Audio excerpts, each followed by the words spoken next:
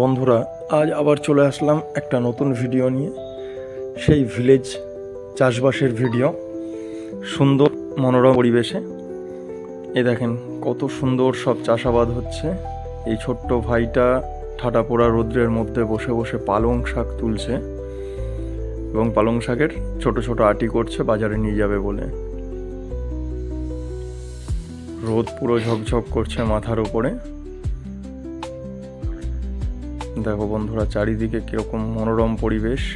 ওই সাইডটায় পুরো বাগান শিম ক্ষেত দিয়ে ঘেরা। আর এটা হচ্ছে ফুলকপি গাছ।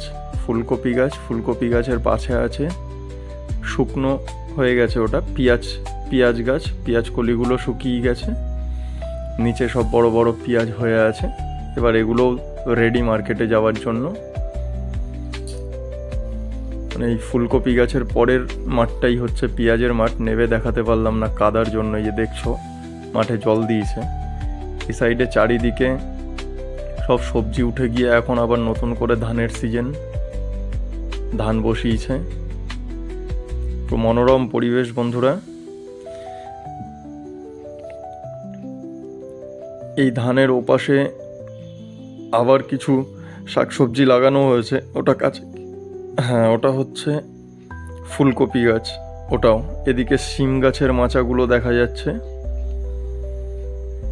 এরকম নতুন নতুন ভিডিও পেতে বন্ধুরা আমার চ্যানেলটিকে সাবস্ক্রাইব করে পাশে থাকবেন। এই দেখেন, এই যে ছোট্ট ভাইটা এখন শাক তুলছে, এটা হচ্ছে ওই ভাইটারই বাবা। ইনি আবার ওই গোড়ার কাদাগুলো ধুয়ে ধুয়ে বান্ডিলগুলোকে গুছিয়ে রাখছে। যত সম্ভব এগুলো মার্কেটে যাবে বলে রেডি। এছাড়াও আরও কি কি ভিডিও দেখতে চান সেটা কমেন্টসে লিখে জানাবেন। ভিডিওটাকে লাইক করবেন এবং বন্ধুবান্ধবের সাথে শেয়ার করবেন এরকম মনোরম দৃশ্য দেখার জন্য।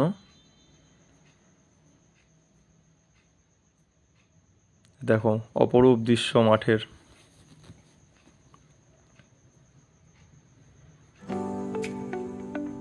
এই মাঠটাতে অনেক কিছুই আছে। শাকের মধ্যে অনেক রকম শাকই আছে এই মাঠটাতে।